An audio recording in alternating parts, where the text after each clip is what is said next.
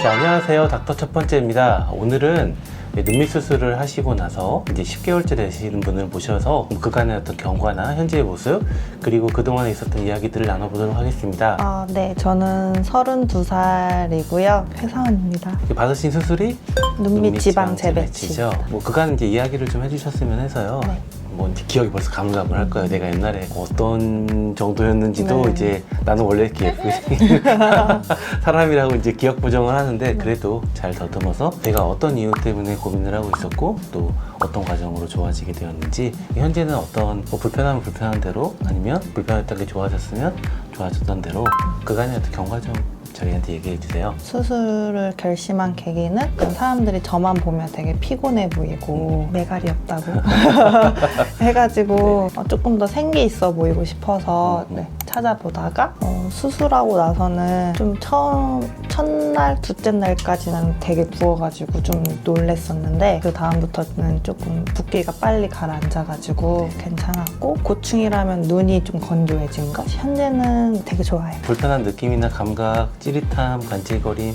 이런 거 다 이제 회복을 하신 거인가요? 살짝 가끔 가다 한 군데 조금 다른 곳이 약간 찌릿한 네. 느낌 정도 있으시고요. 자, 이제 수술을 하고 나서부터는 이제 회복에 들어가야 되잖아요. 네. 그리고 수술이라는 게 아무리 뭔가 잘 포장해도 불편감이 있습니다. 회복하는 과정에서 힘들고 불편하고 이런 과정을 겪게 되는데, 본인 같은 경우에는 어떤 부분들이 좀 내가 예상했던 것보다 훨씬 좀 힘들었다, 혹은 어떤 거는 내가 막 잔뜩 겁먹고 있었는데 예상보다 수월했다, 이런 게 혹시 있으세요? 비절개라고 해서 약간 덜 아플 거라 생각을 했는데 네. 끝나고 나서 조금 제 생각보다는 조금 더 아팠고, 네, 붓기도 조금 처음에는 조금 걱정을 했었고, 한 3개월, 6개월 차까지는 조금 뭐 화장품 바르는 것도 두드리는 거 조금 조심하라고 하셨었는데 3개월까지는 조금 두드릴 때 살짝 한 게 있어서 그게 조금 수술이라고 하니까 내가 진짜 긴장하고 있었는데 이거는 생각보다 수월했네? 이런 거 혹시 있을까요?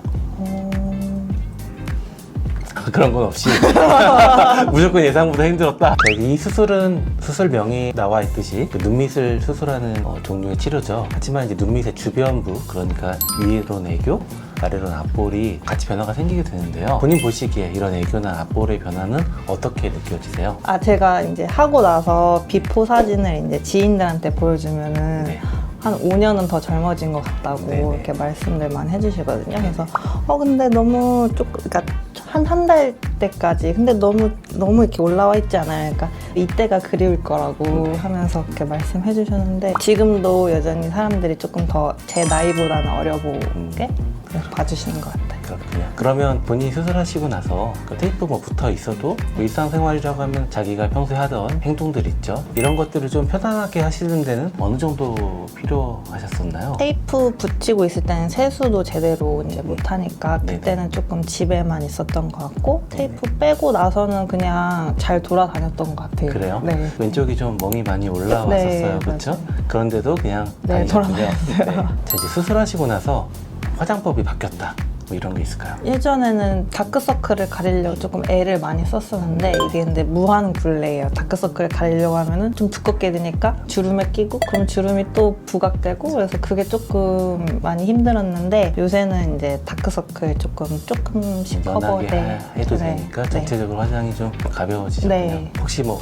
운동하신다, 본인이 제일 좋아하는 운동이 어떤 걸까요? 운동은 안 좋아하는데 요즘 살을 좀 빼려고 네네. PT를 받고 있어요. 받고 있군요. 네. PT 받을 때 좀 힘을 주는 동작이 있을 텐데요. 네. 그럼 동작할 때 수술 부위가 당긴다거나 불편한 건 없으시죠? 네, 없어요. 네, 그래서 10개월 정도면 이런 자기가 움직이거나 힘을 주는 동작에서는 거진 다 회복을 하셔가지고요. 그 웬만한 운동으로는 뭐 수술 부위가 망가질까봐 이렇게 걱정하시는 시기는 진작 넘어갔습니다. 이게 보통 경과 보면서 얘기 드렸다시피 3개월 정도가 어떤 분기점이거든요. 그걸 지나가면 그런 자기의 운동을 이겨낼 정도의 강도는 됩니다. 이 10개월이라면 남의 손을 타는 것들에 대해서도 이제 많이 관용적이 돼요. 그냥 남의 손이라면 남이 하는 마사지 이런 것들을 이제 해도 망가지지 않을 정도의 단단함이 되어가는 시기고요. 우리의 이제 몸은 짧게는 1년, 길게는 1년 반에서 2년까지 계속 재생이 됩니다. 그 찌릿찌릿하다거나 이런 느낌이 있다면 그 부위가 아직도 재생을 하고 있다는 의미예요. 그리고 그 재생이 되고 있는 곳은 특징적으로 톡톡 치는 자극을 하면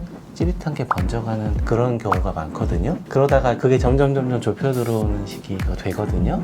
그래서 아직 그런 느낌이 있다면 아직도 나 지금 좋아지고 있는 거구나 이렇게 생각하시면 되고, 이런 게 있을 때는 제 경험상 아침에 약간 더 부어요. 그 말은 아직도 조금 덜 부는 식으로 회복이 될 게 있거든요. 그래서 여전히 뭐 아침에 좀 부어 있다거나 이러면 찜질 잘 이용하시면 도움을 받을 수가 있는 시기입니다. 이렇게 재생이 되고 있는 시기에는 계속 눈이 건조해요. 수술 부위가 당기거나 불편하다는 느낌이 들면 수술 부위 문제라고만 딱 생각하지 말고 혹시 내 눈이 건조한 거 아닐까, 그래서 인공눈물 쓴다든지 이런 거 병원에 보시면 증상이 되게 많이 컨트롤 됩니다. 자, 이제 이게 건강이랑 관련이 된 거라서 본인이 얼마나 건강하게 지내실 수 있느냐가 관건이에요. 이 수술은 안쪽에 볼륨과 구조를 바꾸는 수술이기 때문에 수술의 특징이자 한계가 덮고 있는 피부를 본격적으로 바꾸지 못하고 결국은 자기의 노화를 결정하는 거는 피부 나이가 될 겁니다. 그래서 피부가 늘어지지 않는 한 결과는 계속 지속되는 경우가 많고요. 가장 유용한 게 고주파예요. 가장 보완제적인 성격을 가지고 있는 게 고주파라서 뭐 병원에서 시술하는 장비로는 써마지나 시크릿 같은 이런 시술들이 있고요. 꼭 이런 시술들이 아니더라도 집에서 자기가 하는 고주파 관리기들 있죠. 굉장히 꾸준히 해야 효과를 끌어올릴 수 있겠지만